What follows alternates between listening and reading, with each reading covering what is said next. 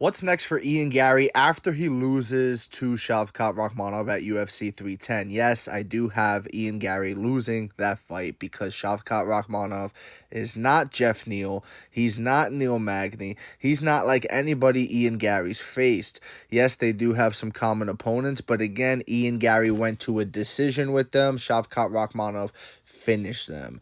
And in my opinion, when you can finish a guy, when you can really establish that you are levels above and you could put an end to them, that is more impressive than just point fighting your way to a decision. Even if you were never in any danger, even if, just by example, Jeff Neal rocked Shavkat Rakhmonov, he never rocked Ian Garry. But to me, Shavkat's performance was still more impressive, even though he got rocked. When he did get rocked, what happened? Did he back up against the fence and allow him to tee off on him? No, he literally went for a takedown immediately, which means even when this pressure fighter, Shavkat, who never stops moving forward, even when he gets cracked and hurt, what did he do? He moved forward. He doesn't care. He will continue coming, and he will clinch you. He will try to take you down. He will take the fight into multiple areas of the fight. He's not just going to strike with you, and we've seen the same from Ian Garry, right?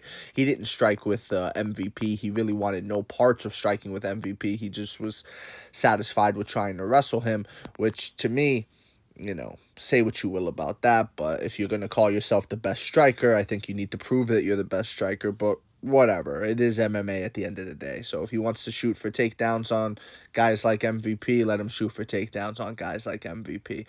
That said, Shavkat Rakhmonov, a guy who never said he was the best striker, simply he's the best MMA fighter, I give him a pass if he wants to go for a takedown. Because, again, he's not out here saying, oh, I'm the best striker, I'm the best striker. But anyways, what's next for Ian Garry? I think it's going to be really tough because when he loses, a lot of people are going to rejoice and celebrate. It's going to be one of those meme-esque losses.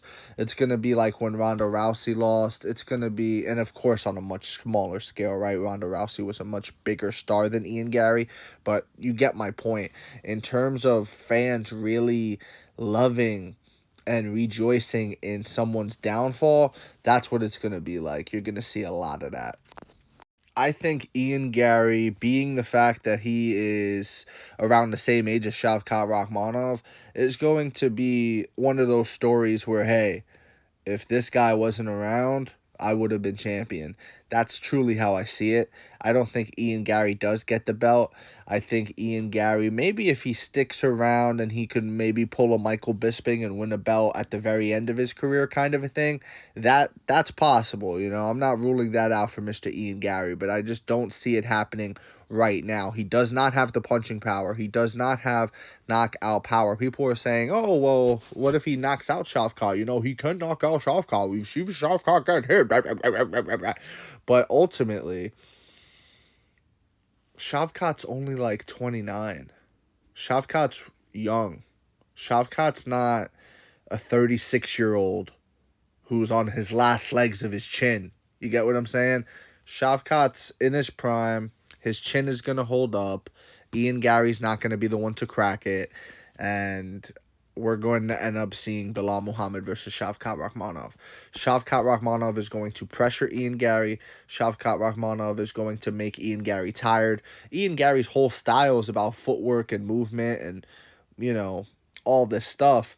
But that takes something out of you when you have someone that cuts off the cage, mind you, too. He's not just going to follow Ian Garry around the cage. He's going to cut the cage off.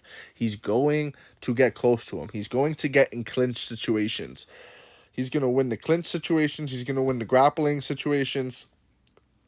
Ian may have some pretty moments in the striking, but the more devastating strikes are going to be from Shavkat Rakhmonov.